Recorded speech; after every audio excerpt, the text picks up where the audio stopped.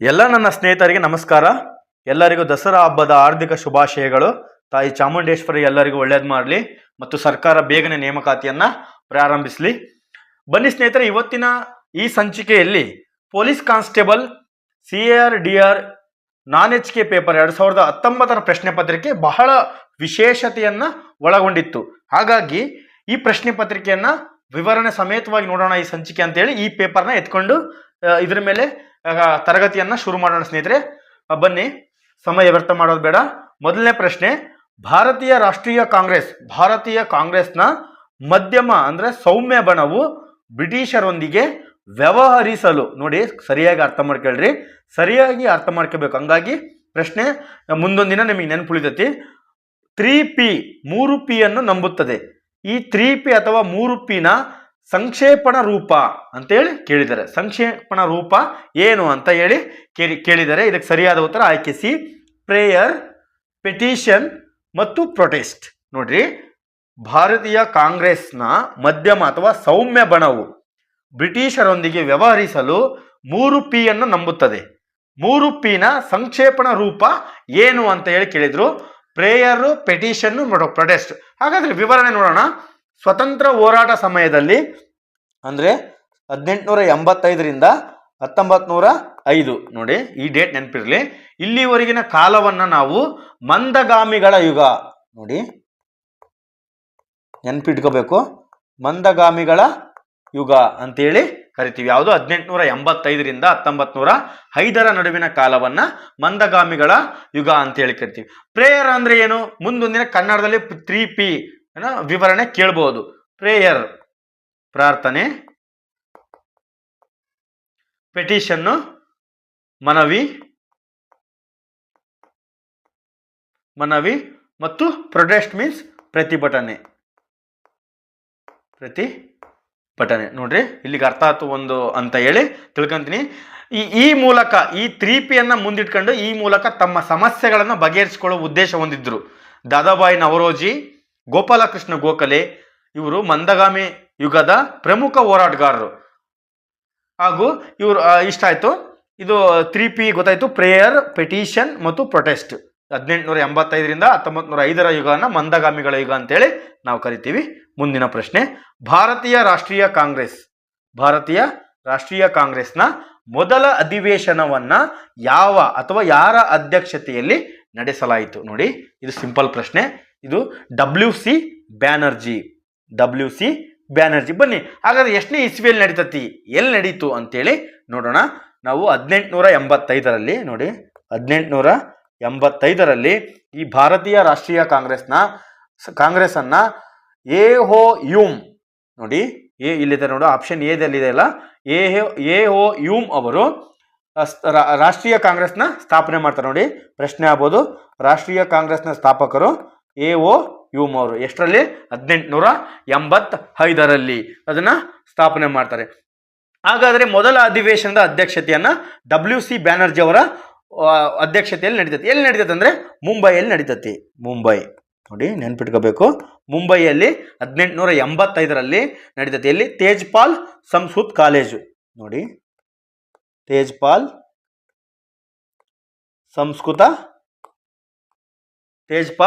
ಸಂಸ್ಕೃತ್ ಕಾಲೇಜ್ನಲ್ಲಿ 1885ರಲ್ಲಿ WC ಬ್ಯಾನರ್ಜಿ ಅವರ ಅಧ್ಯಕ್ಷತೆಯಲ್ಲಿ ನಡೀತತಿ. ಬನ್ನಿ, ಮುಂದಿನ ಪ್ರಶ್ನೆ, ಮೊಘಲ್ ಸಿಂಹಾಸನದ ಉತ್ತರಾಧಿಕಾರಿ ದಾದಾ ಶಿಕೋಯ್ ಅವರನ್ನು ಯಾರು ಸೋಲಿಸಿದರು? ನೋಡಿ, ಮೊಘಲರ ಬಗ್ಗೆ ಕೇಳಿದಂತಹ ಪ್ರಶ್ನೆ ಏನಂತ ಇದೆ? ಮೊಘಲ್ ಸಿಂಹಾಸನದ ಉತ್ತರಾಧಿಕಾರಿ ದಾರಾ ಶಿಕೋಯ್ ಅವರನ್ನು ಯಾರು ಸೋಲಿಸ್ತಾರೆ ಅಂದ್ರೆ ಔರಂಗಜೇಬ್ ಅವರು ಸೋಲಿಸ್ತಾರೆ. ಸರಿಯಾದ ಉತ್ತರ ಔರಂಗಜೇಬ್. ದಾರಾ ಶಿಕೋಯ್ ಮತ್ತು ಔರಂಗಜೇಬ್ ಶಹಜಾನ್ ಪುತ್ರರು. ಇವರಿಬ್ರು ನೋಡ್ರಿ ಅಣ್ಣ ತಮ್ಮ, ಇವರಿಬ್ರು ಅಣ್ಣ ತಮ್ಮ. ಯಾರು ಇವರು? ಶಹಜಾನ್ ಮಕ್ಕಳು, ಶಹಜಾನ್ ಪುತ್ರರು ಇವರು. ಶಹಜಾನ್ ಔರಂಗಾಬಾದ್ನ ಮತ್ತು ದೆಹಲಿಯನ್ನ ದಾರಾ ಶಿಕೋಯ್ ಇವರಿಗೆ, ದೆಹಲಿ ನೋಡಿ ನೆನಪಿರ್ಲಿ, ದೆಹಲಿಯನ್ನ ಇವರಿಗೆ ಔರಂಗಾಬಾದ್ ಅನ್ನ ನೀಡ್ತಾರೆ. ಯಾರು? ಶಹಜಾನ್ ಅವರು ನೀಡ್ತಾರೆ. ಔರಂಗಜೇಬ್ ಏನ್ ಮಾಡ್ತಾರೆ? ತನ್ನ ಸಹೋದರ ದಾರಾ ಶಿಕೋಯ್ನನ್ನು ಕೊಲೆ ಮಾಡಿ ಸಿಂಹಾಸನವನ್ನ ಏರ್ತಾರೆ. ನೋಡಿ, ಯಾರು ದಾರಾ ಶಿಕೋಯ್ನ ಔರಂಗಜೇಬ್ ಅವರು ಕೊಲ್ತಾರೆ, ಕನ್ಫ್ಯೂಸ್ ಮಾಡ್ಕೋಬೇಡಿ. ಇದು ಸರಿಯಾದ ಉತ್ತರ. ಔರಂಗಜೇಬ್ ದಾರಾ ಶಿಕೋಯ್ ಅವ್ರನ್ನ ಸೋಲಿಸ್ತಾರೆ ಮತ್ತು ಅತಾನ ಅವ್ರನ್ನ ಕೊಲ್ಲಿ ಮತ್ತೆ ಅಧಿಕಾರಕ್ಕೆ ಬರ್ತಾರೆ. ಮುಂದಿನ ಪ್ರಶ್ನೆ, ಬ್ರಿಟಿಷರ ವಿರುದ್ಧ ಯಾವ ಭಾರತೀಯ ಬೃಹತ್ ಆಂದೋಲನವು ಮಹಾತ್ಮ ಗಾಂಧಿ ನೇತೃತ್ವದಲ್ಲಿ ದಂಡಿ ಮಾರ್ಚ್ನಿಂದ ಪ್ರಾರಂಭ ಆಗಿತ್ತು? ನೋಡಿ, ಇದನ್ನು ನೀವು ಸರಿಯಾಗಿ ಅರ್ಥ ಮಾಡ್ಕೋಬಹುದು. ಮುಂದೆ ಇದ್ರ ಮೇಲೆ ಪ್ರಶ್ನೆ ಆಗಬಹುದು. ಬ್ರಿಟಿಷರ ವಿರುದ್ಧ ಯಾವ ಭಾರತೀಯ ಬೃಹತ್ ಆಂದೋಲನವು ಮಹಾತ್ಮ ಗಾಂಧಿ ನೇತೃತ್ವದಲ್ಲಿ ದಂಡಿ ಮಾರ್ಚ್ನಿಂದ ಪ್ರಾರಂಭ ಆಯಿತು? ನೋಡಿ, ಪ್ರಾರಂಭವಾಗಿತ್ತು ಕಾನೂನು ಅಸಹಕಾರ ಚಳುವಳಿ. ಇದಕ್ಕೆ ಸರಿಯಾದ ಉತ್ತರ ಕಾನೂನು ಅಸಹಕಾರ ಚಳುವಳಿ. ನೋಡಿ, 1930 ಮಾರ್ಚ್ 12. ನೋಡಿ, ಸರಿಯಾಗಿ ನೆನ್ಪಿಟ್ಕೊಳ್ರಿ. ಮಾರ್ಚ್ 12ರಿಂದ ಏಪ್ರಿಲ್ 6ರವರೆಗೆ ಗುಜರಾತ್ನ ಶಬರಿಮತ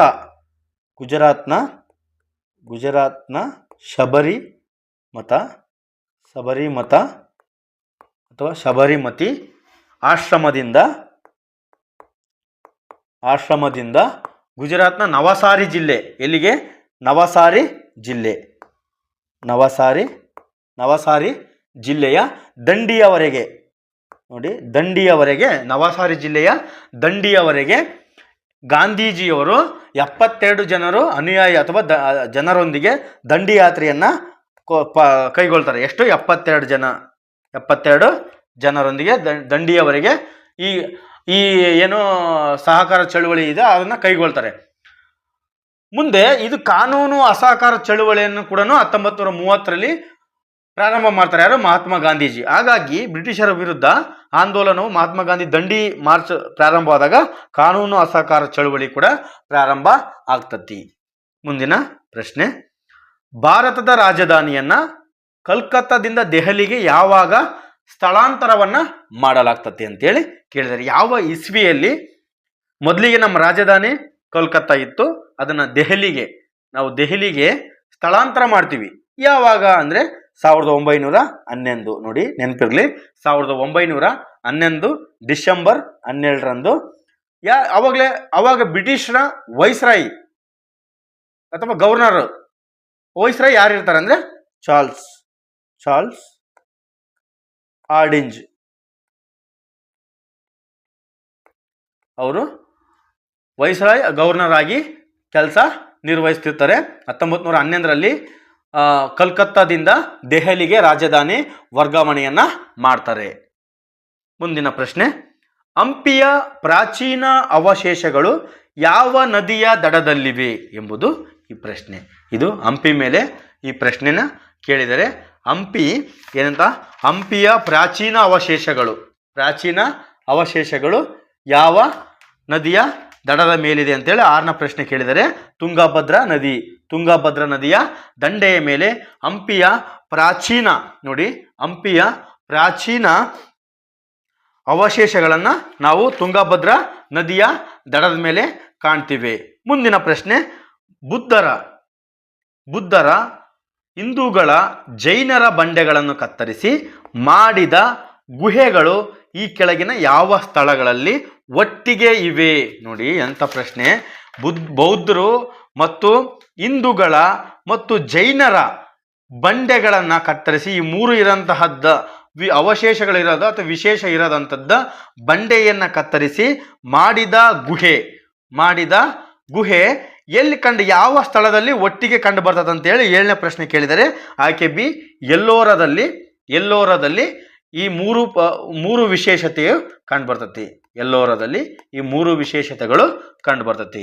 ಮುಂದಿನ ಪ್ರಶ್ನೆ 8ನೇ ಪ್ರಶ್ನೆ, ಸಿಂಧೂ ಕಣಿವೆ ನಾಗರಿಕತೆಯ ಜನರು ಯಾರನ್ನ ಪೂಜೆ ಮಾಡ್ತಿದ್ರು? ನೋಡಿ, ಎಂಥ ಪ್ರಶ್ನೆ. ಸಿಂಧೂ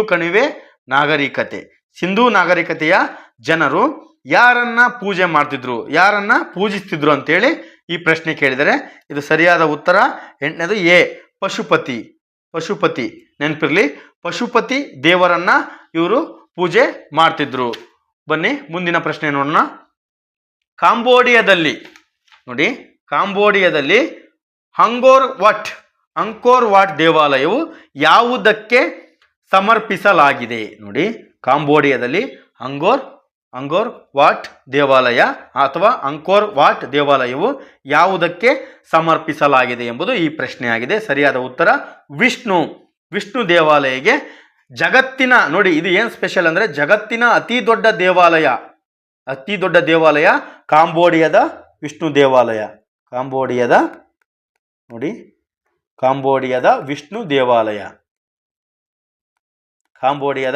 ವಿಷ್ಣು ದೇವಾಲಯ ಜಗತ್ತಿನ ಅತಿ ದೊಡ್ಡ ದೇವಾಲಯ. ಇದು ಕಾಂಬೋಡಿಯಾದಲ್ಲಿ ಧಾರ್ಮಿಕ ಸ್ಮಾರಕಗಳ ಸಂಕೀರ್ಣ ಅಂಕೋರ್ ವಾಟ್ ಅಥವಾ ಅಂಗರ್ ವಾಟ್ ನೋಡಿ ಅಂಗರ್ಕರ್ ವಾಟ್ ಅಂತ ಹೇಳಿ ಕರೀತಾರೆ. ಈ ನಗರವನ್ನು ದೇವಾಲಯಗಳ ನಗರ ಅಂತೇಳಿ ಕರೀತಾರೆ. ಹಾಗಾದ್ರೆ ಭಾರತದಲ್ಲಿ ಅತಿ ದೊಡ್ಡ ದೇವಾಲಯ ಎಲ್ಲಿ ಕಂಡು ಬರ್ತದೆ ಅಂತ ಪ್ರಶ್ನೆ ಆಗ್ಬೋದು. ಇದು ಜಗತ್ತಿನ ಅತಿ ದೊಡ್ಡ ದೇವಾಲಯ. ಹಾಗಾದ್ರೆ ಭಾರತದ ಅತಿ ದೊಡ್ಡ ದೇವಾಲಯ ಎಲ್ಲಿದೆ ಅಂತಂದ್ರೆ ತಾಂಜಾವೂರಿನ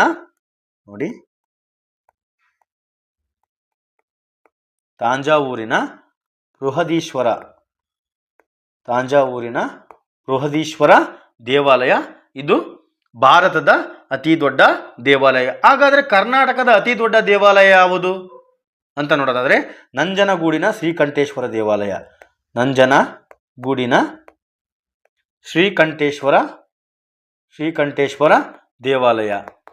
ಸರಿಯಾಗಿ ನೆನ್ಪಿಟ್ಕೊಳ್ರಿ ಸ್ನೇಹಿತರೆ, ಇದು ಮುಂದೆ ಪ್ರಶ್ನೆ ಆಗ್ಬೋದು. ಮುಂದಿನ ಪ್ರಶ್ನೆ, ವೇದ ಸಾಹಿತ್ಯದಲ್ಲಿ ಯಾವ ಪುಸ್ತಕಗಳ ಗುಂಪಿನ ಹೆಸರಿನ ಅರ್ಥ ಎಂದರೆ ಕಾಲುಗಳ ಬಳಿ ಮಲಗುವುದು ಅಂತೇಳಿ ಹೇಳಿದ್ದಾರೆ. ಏನು ವೇದ ಸಾಹಿತ್ಯದಲ್ಲಿ ಯಾವ ಪುಸ್ತಕಗಳ ಗುಂಪಿನ ಹೆಸರಿನ ಅರ್ಥ ಎಂದರೆ ಕಾಲುಗಳ ಬಳಿ ಮಲಗುವುದು ಎಂದರ್ಥ ಅಂತಂದ್ರೆ ಉಪನಿಷತ್ಗಳು ಈ ಸಾಹಿತ್ಯದಲ್ಲಿ ಹೇಳ್ತಾರೆ. ವೇದ ಸಾಹಿತ್ಯದಲ್ಲಿ ಉಪನಿಷತ್ ಪದದ ಅರ್ಥ ಕಾಲುಗಳ ಬಳಿ ಮಲಗುವುದು ಅಥವಾ ಗುರುವಿನ ಬಳಿ ಅಥವಾ ಗುರುವಿನ ಬಳಿ ಕುಳಿತುಕೋ ಅಂತೇಳಿ ಅರ್ಥ ಕೊಡ್ತತಿ. ಬನ್ನಿ ಮುಂದಿನ ಪ್ರಶ್ನೆ ನೋಡೋಣ. 12ನೇ ಪ್ರಶ್ನೆ, ಪ್ರಾಚೀನ ಭಾರತದಲ್ಲಿ ಅಸ್ತಿತ್ವದಲ್ಲಿದ್ದ ಮಹಾಜನಪದಗಳ ಸಂಖ್ಯೆ ಎಷ್ಟಿವೆ ಅಂತಂದ್ರೆ 16 ಮಹಾಜನಪದಗಳು 16 ಕಂಡು ಬರ್ತವೆ. ಮುಂದಿನ ಪ್ರಶ್ನೆ 12ನೇ ಪ್ರಶ್ನೆ, ವಿಜಯನಗರದ ಯಾವ ದೊರೆಯು ಗಜಬೇಟೆಗಾರ ಅಥವಾ ಗಜಬೆಂಟೆಗಾರ ಎಲಿಫೆಂಟ್ ಹಂಟರ್ ಎಂಬ ಬಿರುದನ್ನ ರಚಿಸಿದರು ಅಥವಾ ಸ್ವೀಕರಿಸಿದರು? ಯಾರನ್ನ ಗಜಬೇಟೆಗಾರ ಅಥವಾ ಗಜಬೆಂಟೆಗಾರ ಅಥವಾ ಎಲಿಫೆಂಟ್ ಹಂಟರ್ ಅಂತ ಹೇಳಿ ಕರೀತಾರೆ ಅಂದ್ರೆ ವಿಜಯನಗರ ಸಾಮ್ರಾಜ್ಯದ 2ನೇ ದೇವರಾಯರನ್ನ ಗಜಬೇಟೆಗಾರ ಅಂತ ಹೇಳಿ ಕರೀತಾರೆ. ಇವರು ಸಂಗಮ ವಂಶದ 2ನೇ ದೇವರ. ಸಂಗಮ ವಂಶದ ಈ 2ನೇ ದೇವರಾಯನ ಗಜಬೇಟೆಗಾರ ಅಥವಾ ಪ್ರೌಢ ದೇವರಾಯ. ನೋಡಿ ಇದನ್ನು ಕೇಳಬಹುದು, ಪ್ರೌಢ ದೇವರಾಯ ಅಂತೇಳಿ ಕರೀತಾರೆ. ಮುಂದಿನ ಪ್ರಶ್ನೆ, ಬಹುಮನಿ ರಾಜವಂಶವನ್ನು ಸ್ಥಾಪಿಸಿದವರು ಯಾರು? ಬಹುಮನಿ ರಾಜವಂಶವನ್ನ ಸ್ಥಾಪಿಸಿದವರು ಯಾರು? ಅಲ್ಲಾವುದ್ದೀನ್ ಬಹುಮನ್ ಶಾ. ಆಯ್ಕೆಯೇ ಅಲ್ಲಾವುದ್ದೀನ್ ಬಹುಮನ್ ಶಾ ಅವರು 1347. ಸರಿಯಾಗಿ ನೆನಪಿರಲಿ. ಮೊಹಮ್ಮದ್ ಬಿನ್ ತುಘಲಕ್ ಅವರ ದಂಡನಾಯಕ. ಇವರು ಮೊಹಮ್ಮದ್ ಬಿನ್ ತುಘಲಕ್ ರವರ ದಂಡನಾಯಕ ಯಾರು? ಅಲ್ಲಾವುದ್ದೀನ್ ಹಸನ್ ಗಂಗು ಬಹುಮನ್ ಶಾ. ಅವರು ಬಹುಮನಿ ಸಾಮ್ರಾಜ್ಯವನ್ನ ಸ್ಥಾಪನೆ ಮಾಡ್ತಾರೆ. ಇವರ ಮೊದಲ ರಾಜಧಾನಿ ಯಾವುದಂದ್ರೆ ಗುಲ್ಬರ್ಗ ಅಥವಾ ಕಲಬುರ್ಗಿ ಮೊದಲ ರಾಜಧಾನಿ. ನಂತರ ಎರಡನೇ ರಾಜಧಾನಿ ಬೀದರ್. ಸರಿಯಾಗಿ ನೆನ್ಪಿಟ್ಕೊಳ್ರಿ, ಮೊದಲ ರಾಜಧಾನಿ ಗುಲ್ಬರ್ಗ, ಎರಡನೇ ರಾಜಧಾನಿ ಬೀದರ್. ಮುಂದಿನ ಪ್ರಶ್ನೆ, ಕೆಳಗಿನವರಲ್ಲಿ ಮಹಾತ್ಮ ಗಾಂಧಿಯವರು ಯಾರನ್ನು 1940ರ ವೈಯಕ್ತಿಕ ಸತ್ಯಾಗ್ರಹಕ್ಕೆ ಆಯ್ಕೆ ಮಾಡಿದ್ರು? ನೋಡಿ, ಇದು ವೈಯಕ್ತಿಕ ಸತ್ಯಾಗ್ರಹದ ಮೇಲೆ ಪ್ರಶ್ನೆ ಕೇಳಿದರೆ ಯಾರನ್ನ ವೈಯಕ್ತಿಕ ಸತ್ಯಾಗ್ರಹಕ್ಕಾಗಿ. ಹಾಗಾದ್ರೆ ವೈಯಕ್ತಿಕ ಸತ್ಯಾಗ್ರಹ ಯಾವ ಇಸ್ವಿಯಲ್ಲಿ ನಡೀತದೆ ಅಂದ್ರೆ 1940ರಲ್ಲಿ ವೈಯಕ್ತಿಕ ಸತ್ಯಾಗ್ರಹ ನಡೀತೈತಿ. ಇದು ಯಾಕೆ ನಡೀತದೆ ಅಂದ್ರೆ ಇದೇ 1940ರಲ್ಲಿ ಆಗಸ್ಟ್ ಕೊಡುಗೆ. ನೋಡಿ, ಆಗಸ್ಟ್ ಕೊಡುಗೆ 1940ರಲ್ಲಿ ಆಗಸ್ಟ್ ಕೊಡುಗೆಯ ವಿರುದ್ಧ ಆಗಸ್ಟ್ ಕೊಡುಗೆ ಬಂತಲ್ಲ, ಅದು ವಿರುದ್ಧವಾಗಿ ಮಹಾತ್ಮ ಗಾಂಧೀಜಿ ವೈಯಕ್ತಿಕ ಸತ್ಯಾಗ್ರಹವನ್ನ ಆರಂಭಿಸಿದರು. ಇದರ ಮೊದಲ ಸತ್ಯಾಗ್ರಹಿಯಾಗಿ ರಾಷ್ಟ್ರೀಯ ಶಿಕ್ಷಕ ಎನಿಸಿದ ಆಚಾರ ವಿನೋಬಾ ಭಾವೆ ಅವರನ್ನ ಇವರು ಮೊದಲ ವೈಯಕ್ತಿಕ ಸತ್ಯಾಗ್ರಹಿಯಾಗಿ ಆಯ್ಕೆ ಮಾಡ್ತಾರೆ. ಆಮೇಲೆ ನಂತರ ಎರಡನೇ ವೈಯಕ್ತಿಕ ಸತ್ಯಾಗ್ರಹವಾಗಿ ಜವಾಹರ್ಲಾಲ್ ನೆಹರು ಇವರು ಎರಡನೇ ವೈಯಕ್ತಿಕ ಸತ್ಯಾಗ್ರಹಿ. ಮೂರನೇ ವೈಯಕ್ತಿಕ ಸತ್ಯಾಗ್ರಹಿ ಬೃಹದ್ರಥ. ನೆನ್ಪಿಟ್ಕೊಳ್ಳಿ ಸೇರಿದ್ರೆ ಬೃಹದ್ರಥವನ್ನ ಮೂರನೇ ವೈಯಕ್ತಿಕ ಸತ್ಯಾಗ್ರಹಿಯಾಗಿ ಆಯ್ಕೆ ಮಾಡ್ತಾರೆ. ಮುಂದಿನ ಪ್ರಶ್ನೆ, ಭಾರತೀಯ ರಾಷ್ಟ್ರೀಯ ಕಾಂಗ್ರೆಸ್ನ ಯಾವ ಅಧಿವೇಶನದಲ್ಲಿ ವಂದೇ ಮಾತರಂ ಅನ್ನು ಮೊದಲ ಬಾರಿಗೆ ಆಡಲಾಯಿತು? ನೋಡಿ, ಬಹಳ ಸಿಂಪಲ್ ಪ್ರಶ್ನೆ, ಇದು ಮುಂದೆ ಪ್ರಶ್ನೆ ಆಗಬಹುದು. ಭಾರತೀಯ ರಾಷ್ಟ್ರೀಯ ಕಾಂಗ್ರೆಸ್ಸಿನ ಯಾವ ಅಧಿವೇಶನದಲ್ಲಿ ವಂದೇ ಮಾತರಂ ಅನ್ನು ಅಥವಾ ವಂದೇ ಮಾತರಂ ಗೀತೆಯನ್ನ ಮೊದಲ ಬಾರಿಗೆ ಆಡಲಾಯಿತು ಅಂದ್ರೆ ಕೋಲ್ಕತ್ತಾ ಅಧಿವೇಶನ 1896ರಲ್ಲಿ. ಕೋಲ್ಕತ್ತಾ ಅಧಿವೇಶನದ 1896ರಲ್ಲಿ ವಂದೇ ಮಾತರಂ ಗೀತೆಯನ್ನ ಬಂಕಿಮ ಚಟರ್ಜಿ, ನೋಡಿ ಇದನ್ನ ಬರೆದವರು ಬಂಕಿಮ ಚಂದ್ರ ಚಟರ್ಜಿ ಇವರು ಬಂಗಾಳಿ ಭಾಷೆಯ ಆನಂದ ಮಠ, ಇದು ನೆನಪಿರಬೇಕು, ಆನಂದ ಮಠ ಕೃತಿಯಿಂದ ಆಯ್ಕೆ ಮಾಡಿಕೊಳ್ಳಲಾಗಿದೆ. ಈ ಗೀತೆಯನ್ನು ಮೊದಲ ಬಾರಿಗೆ 1896ರಲ್ಲಿ ಯಾರು 1896ರಲ್ಲಿ ಆಡ್ತಾರೆ ಅಂದರೆ ರವೀಂದ್ರನಾಥ್ ಟ್ಯಾಗೋರ್. ಇದು ಕೂಡ ಇಂಪಾರ್ಟೆಂಟ್ ನೋಡ್ರಿ, ರವೀಂದ್ರನಾಥ್ ಟ್ಯಾಗೋರ್ ಅವರು ಇದನ್ನ ಯಾರು ಮೊದಲ ಬಾರಿಗೆ ಆಡ್ತಾರೆ ಅಂತೇಳಿ ಪ್ರಶ್ನೆ ಆಗ್ಬೋದು. ರವೀಂದ್ರನಾಥ್ ಟ್ಯಾಗೋರ್ ಅವರು ಇದನ್ನ ಆಡ್ತಾರೆ. ಮುಂದಿನ ಪ್ರಶ್ನೆ, ಸ್ವದೇಶಿ ಮತ್ತು ಬಹಿಷ್ಕಾರ ಘೋಷಣೆಗಳನ್ನ ಮೊದಲ ಬಾರಿಗೆ ಅಂಗೀಕರಿಸಲಾಗಿದ್ದು ಯಾವ ಚಳುವಳಿಯಲ್ಲಿ?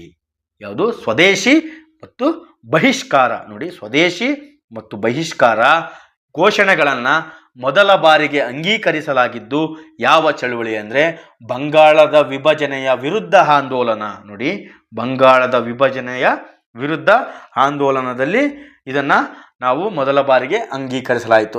ಯಾವಾಗ ಅಂದರೆ 1905 ಅಕ್ಟೋಬರ್ 16ರಂದು ಏನು ಲಾರ್ಡ್ ಕರ್ಜನ್, ಆ ಟೈಮಲ್ಲಿ ಯಾರಿರ್ತಾರೆ? ಲಾರ್ಡ್ ಕರ್ಜನ್ ಅವರು ವೈಸ್ರಾಯ್ ಆಗಿ ಕೆಲಸ ಮಾಡ್ತಿರ್ತಾರೆ. ಬಂಗಾಳ ಪ್ರಾಂತ್ಯವನ್ನ ವಿಭಜನೆ ಮಾಡ್ತಾರೆ. ಇದನ್ನು ವಿರೋಧಿಸಲು ಗೋಪಾಲಕೃಷ್ಣ ಗೋಖಲೆ ಮತ್ತು ಅವರ ನೇತೃತ್ವದಲ್ಲಿ ನಡೆದ ಬನಾರಸ್ ಕಾಂಗ್ರೆಸ್ ಅಧಿವೇಶನದಲ್ಲಿ ಸ್ವದೇಶಿ ಮತ್ತು ಬಹಿಷ್ಕಾರ ಚಳವಳಿಗೆ ನಿರ್ಣಯವನ್ನು ಕೈಗೊಳ್ಳಲಾಗ್ತದೆ. ಹಾಗೂ 1906ರಲ್ಲಿ ಕೋಲ್ಕತ್ತಾದಲ್ಲಿ ನಡೆದ ಕಾಂಗ್ರೆಸ್ ಅಧಿವೇಶನದಲ್ಲಿ ಸ್ವರಾಜ್ ಎಂಬ ನಿರ್ಣಯವನ್ನು ಮೊದಲ ಬಾರಿಗೆ ಕೈಗೊಳ್ಳಲಾಯಿತು. ಯಾವಾಗ? 1906ರಲ್ಲಿ ಸ್ವರಾಜ್ ಎಂಬ ನಿರ್ಣಯವನ್ನ ಕೈಗೊಳ್ಳಲಾಗ್ತದೆ. ಅರ್ಥ ಆಯ್ತಾ? ಮುಂದಿನ ಪ್ರಶ್ನೆ ಸ್ನೇಹಿತರೆ, UNHCR ನೋಡಿ, UNHCR ಇದ್ರ ವಿಸ್ತೃತ ರೂಪ ಕೇಳಿದರೆ united nation high commissioner for refugees. United nation high commissioner for refugees. ನೋಡಿ, ರೆಫ್ಯೂಜೀಸ್ ಆಯ್ಕೆಯೇ ಇದಕ್ಕೆ ಸರಿಯಾದ. ಏನು ಇದಂದ್ರೆ ಇದು ವಿಶ್ವಸಂಸ್ಥೆಯ ವಿಶೇಷ ಘಟಕಗಳಲ್ಲಿ ಒಂದಾಗಿದೆ. ಇದು ಜಾಗತಿಕ ಮಟ್ಟಗಳಲ್ಲಿ ನಿರಾಶ್ರಿತರ ಸಮಸ್ಯೆಗಳನ್ನು ಪರಿಹರಿಸಲು ಮತ್ತು ಅವರಿಗೆ ರಕ್ಷಣೆ ನೀಡಲು ವಿಶ್ವಸಂಸ್ಥೆ ಇದನ್ನ ಸ್ಥಾಪನೆ ಮಾಡಿದೆ. ಜಿನೇವಾದಲ್ಲಿ ಕೇಂದ್ರ ಕಚೇರಿ ಕಂಡುಬರ್ತದೆ. ಇಲ್ಲಿ ಜಿನೀವಾದಲ್ಲಿ ಕೇಂದ್ರ ಕಚೇರಿ ಕಂಡುಬರ್ತದೆ, UNHCR. ಮುಂದಿನ ಪ್ರಶ್ನೆ, ಕೆಳಗಿನ ಯಾವ ಬ್ಯಾಂಕುಗಳು ಒಂದೇ ಘಟಕಕ್ಕೆ ವಿಲೀನಗೊಳ್ಳುವುದರಿಂದ ಭಾರತದ ಎರಡನೇ ಅತಿ ದೊಡ್ಡ ಬ್ಯಾಂಕ್ ಆಗ್ತದೆ ಅಂತೇಳಿ ಇದು ಕರೆಂಟ್ ಅಫೈರ್ಸ್ 2020ರಲ್ಲಿ ಇದು ವಿಲೀನ ಆಗಿದ್ದರಿಂದ ಕರೆಂಟ್ ಅಫೈರ್ಸ್ಗೆ ಸಂಬಂಧಿಸಿದೆ. ಮುಂದಿನ ಪ್ರಶ್ನೆ, ಭೌತಶಾಸ್ತ್ರದಲ್ಲಿ ಇದು ಕೂಡ ಕರೆಂಟ್ ಅಫೈರ್ಸು. ನೊಮ್ಯಾಂಡಿಕ್ ಎಲಿಫೆಂಟಾ ಇದು 2019ರಲ್ಲಿ ಕೇಳಿದ್ರೆ ಅಂದ್ರೆ ಮತ್ತೊಂದ್ಸರಿ PSIಗೆ ರಿಪಿಟೇಷನ್ ಆಗಿತ್ತು. ಏನು? ನೊಮ್ಯಾಡಿಕ್ ಅಥವಾ ನೊಮಾಡಿಕ್ ಎಲಿಫೆಂಟಾ. ಇದು ಅದು 2019ರ ಭಾರತ ಮತ್ತು ಯಾವ ದೇಶದ ನಡುವಿನ ಜಂಟಿ ಸಮರಾಭ್ಯಾಸ ಅಥವಾ ಜಂಟಿ ಅಭ್ಯಾಸವಾಗಿದೆ ಅಂತೇಳಿ ಪ್ರಶ್ನೆ ಕೇಳಿದರೆ ಸರಿಯಾದ ಉತ್ತರ ಮಂಗೋಲಿಯಾ ಮತ್ತು ಭಾರತ ದೇಶದ ಜಂಟಿ ಕಾರ್ಯಾಚರಣೆ ಅಥವಾ ಜಂಟಿ ದೇಶಗಳ ಅಭ್ಯಾಸ ಆಗಿದೆ. ಮುಂದಿನ ಪ್ರಶ್ನೆ, ವಿಶ್ವ ಪೋಸ್ಟ್ ದಿನ. ನೋಡಿ, ಇದು ಇಂಪಾರ್ಟೆಂಟ್, ಮುಂದೆ ಪ್ರಶ್ನೆ ಆಗ್ಬೋದು. ವಿಶ್ವ ಪೋಸ್ಟ್ ದಿನವನ್ನ ಅಂತಾರಾಷ್ಟ್ರೀಯ ಮಟ್ಟದಲ್ಲಿ ಯಾವ ದಿನ ಆಚರಣೆ ಮಾಡ್ತೀವಿ ಅಂದ್ರೆ ಅಕ್ಟೋಬರ್ 9ನೇ ತಾರೀಕು ನಾವು ವಿಶ್ವ ಪೋಸ್ಟ್ ದಿನ ಅಂತೇಳಿ ನಾವು ಆಚರಣೆ ಮಾಡ್ತೀವಿ. ಮುಂದಿನ ಪ್ರಶ್ನೆ, ಯಾವ ಬ್ರಿಟಿಷ್ ಗವರ್ನರ್ ಭಾರತದಲ್ಲಿ ಗುಲಾಮಗಿರಿಯನ್ನ ರದ್ದುಪಡಿಸಿದರು? ನೋಡಿ, ಫಸ್ಟ್ ಏನು ಗುಲಾಮಗಿರಿ ಪದ್ಧತಿ ಏನಿತ್ತೋ, ಹಾಗಾದ್ರೆ ಯಾರು ಗುಲಾಮಗಿರಿ ಪದ್ಧತಿಯನ್ನು ಜಾರಿಗೆ ತಂದ್ರಂದ್ರೆ ಅದನ್ನು ರದ್ದುಪಡಿಸ್ತಾರೆ ಯಾರು? ಅದನ್ನು ಜಾರಿಗೆ ತಂದರೆ ಯಾರು ಅಂತ ನೋಡೋಣ. ಅದನ್ನು ರದ್ದುಪಡಿಸಿರೋ ಲಾರ್ಡ್ ಎಲ್ ಎನ್ ಬೋರ್ಹೋ ಇವರು ಇದನ್ನ ಗುಲಾಮಗಿರಿ ಪದ್ಧತಿಯನ್ನ ಇವರು ರದ್ದುಪಡಿಸ್ತಾರೆ. ಯಾರು? ಲಾರ್ಡ್ ಎಲನ್ ಬರೋ 1843ರಲ್ಲಿ ಇದನ್ನು ರದ್ದುಪಡಿಸ್ತಾರೆ. ಮುಂದಿನ ಪ್ರಶ್ನೆ, ಮಿತಾಲಿ ರಾಜ್ ಯಾವ ಕ್ರೀಡೆಗೆ ಸಂಬಂಧಿಸಿದರೆ? ಇವರು ಕ್ರಿಕೆಟ್ಗೆ ಸಂಬಂಧಿಸಿದಂತಹ ವ್ಯಕ್ತಿ ಮಿತಾಲಿ ರಾಜ್, ಮಹಿಳೆ. ಮುಂದಿನ ಪ್ರಶ್ನೆ, ಅಂತಾರಾಷ್ಟ್ರೀಯ ಹಣಕಾಸು, ಇದು ಕರೆಂಟ್ ಅಫೈರ್ಸು. ಮುಂದಿನ ಪ್ರಶ್ನೆ, ನೀತಿ ಆಯೋಗ, ಇದು ಕರೆಂಟ್ ಅಫೈರ್ಸು. ಇದು 22ನೇ ಪ್ರಶ್ನೆ. 27ನೇದು, ಒಂದಲ್ಲ ಎರಡಲ್ಲ ಸಾಮಾಜಿಕ ಹಾಸ್ಯ ಚಲನಚಿತ್ರವನ್ನು ಯಾರು ನಿರ್ದೇಶಿಸಿದ್ದಾರೆ? ಏನು? ಒಂದಲ್ಲ ಎರಡಲ್ಲ ಸಾಮಾಜಿಕ ಹಾಸ್ಯ ನಾಟಕವನ್ನು ಡಿ ಸತ್ಯಪ್ರಕಾಶ್ ಅವರು. ಯಾರು? ಆಯ್ಕೆ ಡಿ, ಆಯ್ಕೆ ಎ ಡಿ ಸತ್ಯಪ್ರಕಾಶ್ ಅವರು ಇದನ್ನು ನಿರ್ದೇಶನ ಮಾಡಿದ್ದಾರೆ. ಮುಂದಿನ ಪ್ರಶ್ನೆ, 29ನೇ ಪ್ರಶ್ನೆ, ಕನ್ನಡದ ಮೊದಲ ಚಲನಚಿತ್ರ, ಮೊದಲ ಕನ್ನಡ ಚಲನಚಿತ್ರ ಯಾವುದು ಅಂತೇಳಿ ಕೇಳಿದರೆ, ಇದು ಮುಂದೆ ಪ್ರಶ್ನೆ ಆಗಬಹುದು. ಕನ್ನಡದ ಮೊದಲ ಯಾವುದು, ಭಾರತದ ಯಾವುದು ಅಂತೇಳಿ. ಹಾಗಾಗಿ ಮೊದಲ ಕನ್ನಡ ಚಿತ್ರ ಸತಿ ಸುಲೋಚನ. ಮೊದಲ ಕನ್ನಡ ಚಿತ್ರ ಸತಿ ಸುಲೋಚನ 1934ರಲ್ಲಿ ತೆರೆ ಕಂಡ ಸತಿ ಸುಲೋಚನ ಕನ್ನಡದ ಮೊದಲ ಚಿತ್ರ. ಈ ಚಿತ್ರವು ಮಾರ್ಚ್ 3ರಂದು ತೆರೆ ಕಾಣ್ತದೆ. ಎಷ್ಟು? ಮಾರ್ಚ್ 3ನೇ ತಾರೀಕು ತೆರೆಗೆ ಅಥವಾ ರಿಲೀಸ್ ಆಗುತ್ತೆ ಈ ಫಿಲಮು. ಅದನ್ನ ವಿಶ್ವ ಕನ್ನಡ ಸಿನಿಮಾ ದಿನವಾಗಿ ಆಚರಿಸಲು ನಿರ್ಧರಿಸಲಾಗಿದೆ. ಅಮರ ಶಿಲ್ಪಿ ಜಕಣಾಚಾರಿ ಕನ್ನಡದ ಮೊದಲ ವರ್ಣಮಯ ಚಿತ್ರ. ಬೇಡ್ರ ಕಣ್ಣಪ್ಪ ಚಿತ್ರವು ಡಾಕ್ಟರ್ ರಾಜ್ಕುಮಾರ್ ಅವರ ಮೊದಲ ಚಿತ್ರ. ಯಾವುದು? ಬೇಡ್ರ ಕಣ್ಣಪ್ಪ. ಮುಂದಿನ ಪ್ರಶ್ನೆ, ಕೇಂದ್ರ ಸರ್ಕಾರ ಆರಂಭಿಸಿದ ಸುಮನ್ ಯೋಜನೆಯು ಏನನ್ನು ಒದಗಿಸುವ ಗುರಿಯನ್ನು ಹೊಂದಿದೆ? ಯಾವ ಯೋಜನೆ? ಸುಮನ್ ಯೋಜನೆ. ಗರ್ಭಿಣಿ ಮಹಿಳೆಯರಿಗೆ ಆರೋಗ್ಯ ರಕ್ಷಣೆಯನ್ನು ಒದಗಿಸಲು ಈ ಸುಮನ್ ಯೋಜನೆ ಜಾರಿಗೆ ಬಂದಿದೆ. ಮುಂದಿನ ಪ್ರಶ್ನೆ, ಯಾವ ಅಂತಾರಾಷ್ಟ್ರೀಯ ಸಂಘಟನೆ ಪ್ರಧಾನ ಕಚೇರಿಯಲ್ಲಿ ನರೇಂದ್ರ ಮೋದಿ ಅವರು ಗಾಂಧಿ ಸೌರ ಉದ್ಯಾನವನ್ನು ಉದ್ಘಾಟಿಸಿದ್ದು? ಕರೆಂಟ್ ಅಫೈರ್ಸು. ಇದು ಕರೆಂಟ್ ಅಫೈರ್ಸ್ಗೆ ಸಂಬಂಧಿಸಿದೆ.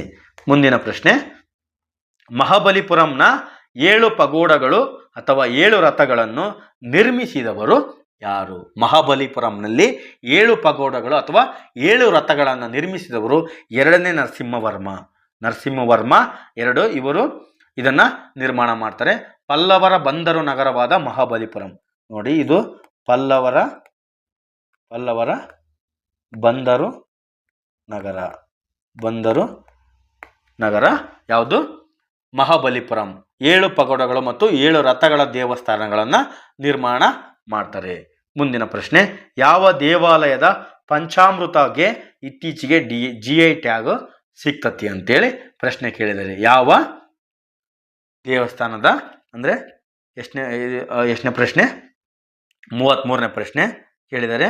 ಆಯ್ಕೆ, ಇದಕ್ಕೆ ಸರಿಯಾದ ಉತ್ತರ ಆಯ್ಕೆ ಎ, ಪಳನಿ, ತಮಿಳುನಾಡು ದೇವಸ್ಥಾನಕ್ಕೆ ಪಂಚಾಮೃತಕ್ಕೆ ಇತ್ತೀಚೆಗೆ GI ಟ್ಯಾಗನ್ನು ಪಡ್ಕೊಳ್ತು. ಮುಂದಿನ ಪ್ರಶ್ನೆ, ಇದು ಕರೆಂಟ್ ಅಫೇರ್ಸು.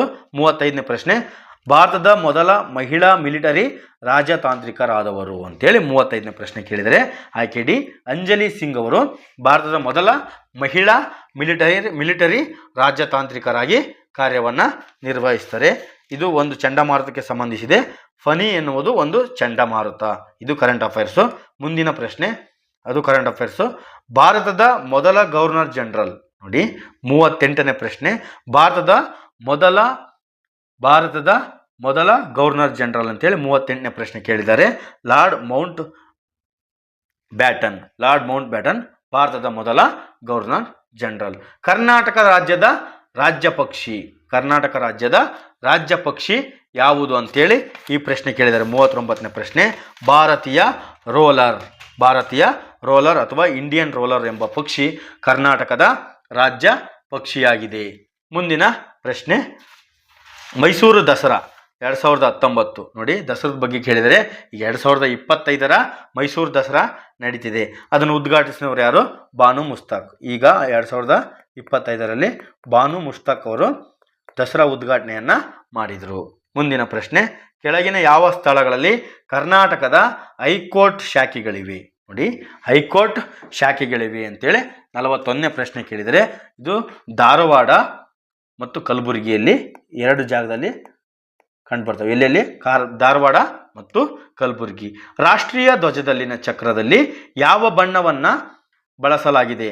ನೋಡಿ, ಇದು ಚಕ್ರ ಇದೆಯಲ್ಲ, 24 ಚಕ್ರಗಳು ಏನಿದಾವೋ ನಮ್ಮ ರಾಷ್ಟ್ರೀಯ ಧ್ವಜದಲ್ಲಿ, ಅದಕ್ಕೆ ಯಾವ ಬಣ್ಣವನ್ನು ನಾವು ಬಳಕೆ ಮಾಡಿದ್ದೀವಿ ಅಂತೇಳಿ ಈ ಪ್ರಶ್ನೆ ಕೇಳಿದರೆ ನೇವಿ ನೀಲಿ ಬಣ್ಣವನ್ನು ನಾವು ಇದಕ್ಕೆ ಬಳಕೆ ಮಾಡಿಕೊಂಡಿವಿ. ಮುಂದಿನ ಪ್ರಶ್ನೆ, ಯಾರು ಭಾರತದ ಮೊದಲ ಕಾರ್ಯಾನ್ವಿತ ಅಥವಾ ಹಂಗಾಮಿ ಅಧ್ಯಕ್ಷರಾಗಿದ್ದರು? ನೋಡಿ, ಹಂಗಾಮಿ ಅಧ್ಯಕ್ಷರಾಗಿದ್ದು, ಕಾರ್ಯಾನ್ವಿತ ಹಂಗಾಮಿ ಅಧ್ಯಕ್ಷರಾಗಿ ಕಾರ್ಯನಿರ್ವಹಿಸಿದರು ಯಾರು ಅಂತೇಳಿ 43ನೇ ಪ್ರಶ್ನೆ ಕೇಳಿದರೆ ಆಯ್ಕೆ ಸಿ ವಿ ಗಿರಿ ಅವರು ಕಾರ್ಯಾನ್ವಿತ ಅಥವಾ ಹಂಗಾಮಿ ಅಧ್ಯಕ್ಷರಾಗಿ ಕರ್ತವ್ಯ ನಿರ್ವಹಿಸಿದರು. ಮುಂದಿನ ಪ್ರಶ್ನೆ, ಭಾರತೀಯ ಸಂವಿಧಾನದಲ್ಲಿ ರಾಜ್ಯ ನೀತಿಯ ನಿರ್ದೇಶಕ ತತ್ವಗಳನ್ನು ಯಾವ ಆರ್ಟಿಕಲ್ನಲ್ಲಿ ಇಡಲಾಗಿದೆ ಅಂತೇಳಿ ಈ ಪ್ರಶ್ನೆ ಕೇಳಿದೆ. ಯಾವ ಆರ್ಟಿಕಲಲ್ಲಿ ರಾಜ್ಯ ನಿರ್ದೇಶಕ ತತ್ವವನ್ನು ಇಡಲಾಗಿದೆ ಅಂತೇಳಿ 44ನೇ ಪ್ರಶ್ನೆ ಕೇಳಿದರೆ ಆಯ್ಕೆ 36ರಿಂದ 51ನೇ ವಿಧಿಯವರೆಗೂ ರಾಜ್ಯ ನೀತಿ ನಿರ್ದೇಶಕ ತತ್ವಗಳನ್ನು ನಾವು ಕಾಣಬಹುದು ಅಥವಾ ನೋಡಬಹುದು. ಈ ಭಾಗಗಳಲ್ಲಿ ಈ ರಾಜ್ಯ ನಿರ್ದೇಶಕ ತತ್ವಗಳನ್ನು ಇಟ್ಟಿದ್ದಾರೆ. ಬನ್ನಿ ಮುಂದಿನ ಪ್ರಶ್ನೆ, ನಮ್ಮ ರಾಷ್ಟ್ರೀಯ ಧ್ವಜದಲ್ಲಿ ಎಷ್ಟು ಕಡ್ಡಿಗಳಿವೆ?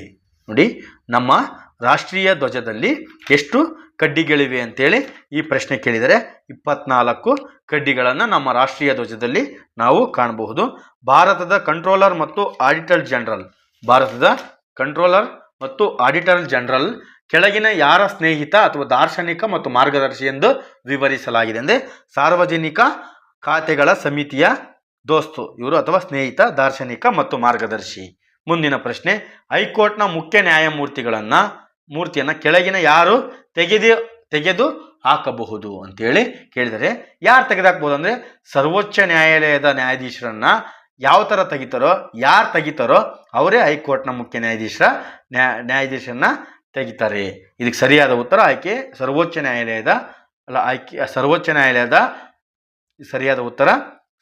ನ್ಯಾಯಾಲಯದ ನ್ಯಾಯಾಧೀಶರಂತೆ ಹೈಕೋರ್ಟ್ ನ್ಯಾಯಾಧೀಶರನ್ನ ತೆಗೆದು ಹಾಕಲಾಗ್ತದೆ. ಮುಂದಿನ ಪ್ರಶ್ನೆ, ಯಾರು ಉಪರಾಷ್ಟ್ರಪತಿಯನ್ನ ಆಯ್ಕೆ ಮಾಡ್ತಾರೆ? ಯಾರು ಉಪರಾಷ್ಟ್ರಪತಿಯನ್ನ ಆಯ್ಕೆ ಮಾಡೋರು ಯಾರಂದ್ರೆ ಸಂಸತ್ತಿನ ಸದಸ್ಯರನ್ನು ಒಳಗೊಂಡಿರುವ ಚುನಾವಣಾ ಕಾಲೇಜು. ಸಂಸತ್ತಿನ ಸದಸ್ಯರನ್ನು ಒಳಗೊಂಡಿರುವ ಚುನಾವಣಾ ಕಾಲೇಜು ಉಪರಾಷ್ಟ್ರಪತಿಯನ್ನ ಆಯ್ಕೆ ಮಾಡಲಾಗ್ತದೆ.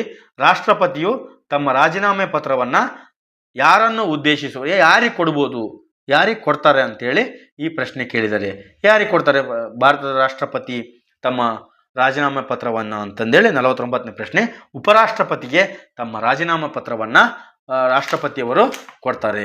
ಮುಂದಿನ ಪ್ರಶ್ನೆ, ಈ ಕೆಳಗಿನವುಗಳಲ್ಲಿ ಯಾವುದು ಮೂಲಭೂತ ಕರ್ತವ್ಯ ಅಲ್ಲ? ಏನು 11 ಮೂಲಭೂತ ಕರ್ತವ್ಯಗಳನ್ನು ನಾವು ಕಾಣ್ತೀವೋ ಅದರಲ್ಲಿ ಯಾವುದು ಅಲ್ಲ ಅಂತೇಳಿ ಈ ಪ್ರಶ್ನೆ ಕೇಳಿದ್ದಾರೆ. ಇದರಲ್ಲಿ ಯಾವುದಲ್ಲ ನೋಡೋಣ ಬನ್ನಿ. ಸಾರ್ವಜನಿಕ ಆಸ್ತಿಯನ್ನು ಕಾಪಾಡುವುದು, ಇದು ಕೂಡ ಮೂಲಭೂತ ಕರ್ತವ್ಯ. ಜನರಲ್ಲಿ ಸಹೋದರತ್ವವನ್ನು ಹರಡುವುದು, ಇದು ಮೂಲಭೂತ ಕರ್ತವ್ಯ. ಪೋಷಕರಿಗೆ ವಿಧೇಯರಾಗಿರುವುದು, ಇದು ಮೂಲಭೂತ ಕರ್ತವ್ಯ ಅಲ್ಲ. ನೈಸರ್ಗಿಕ ಪರಿಸರವನ್ನು ರಕ್ಷಿಸಲು ಮತ್ತು ಸುಧಾರಿಸಲು, ಇದು ಕೂಡ ಮೂಲಭೂತ ಕರ್ತವ್ಯ. 11 ಮೂಲಭೂತ ಕರ್ತವ್ಯವನ್ನು ನಾವು ಭಾರತ ಸಂವಿಧಾನದಲ್ಲಿ ಕಾಣ್ತೀವಿ. ಮುಂದಿನ ಪ್ರಶ್ನೆ, ಭಾರತ ಸಂವಿಧಾನವನ್ನು ಯಾವಾಗ ಅಂಗೀಕರಿಸಲಾಯಿತು? ಭಾರತ ಸಂವಿಧಾನವನ್ನು ಯಾವಾಗ ಅಂಗೀಕರಿಸಲಾಯಿತು ಅಂತೇಳಿ ಈ ಪ್ರಶ್ನೆ ಕೇಳಿದರೆ 1949 ನವೆಂಬರ್ 26 ಅಂಗೀಕಾರ ಮಾಡ್ತೀವಿ. ಪೂರ್ಣವಾಗಿ ಜಾರಿ ಬಂದಿದ್ದು 1950 ಜನವರಿ 26ರಂದು ಪೂರ್ಣವಾಗಿ ಜಾರಿ ಬರ್ತದೆ. ಆದರೆ ಅಂಗೀಕಾರಗೊಂಡದ್ದು ಮಾತ್ರ 1949 ನವೆಂಬರ್ 26. 2 ವರ್ಷ 11 ತಿಂಗಳು 18 ದಿನ ನಾವು ಈ ರಚನೆ ಮಾಡೋಕೆ ಕಾಲಾವಧಿಯನ್ನು ತಗೊಳ್ತೀವಿ. ನವೆಂಬರ್ 26ರನ್ನ ಸಂವಿಧಾನ ದಿನ ಅಂತೇಳಿ ಆಚರಣೆ ಮಾಡ್ತೀವಿ. ನವೆಂಬರ್ 26ರನ್ನ ಸಂವಿಧಾನ ದಿನ ಅಂತೇಳಿ ಆಚರಣೆ ಮಾಡ್ತೀವಿ. 52ನೇ ಪ್ರಶ್ನೆ. ಇಲ್ಲಿಗೆ ಭಾಗ 1 ಮುಕ್ತಾಯ ಮಾಡೋಣ. ಭಾಗ 2 ಮುಂದಿನ ಸಂಚಿಕೆಯಲ್ಲಿ ನೋಡೋಣ. ಎಲ್ಲರಿಗೂ ಧನ್ಯವಾದಗಳು. ನಮಸ್ಕಾರ.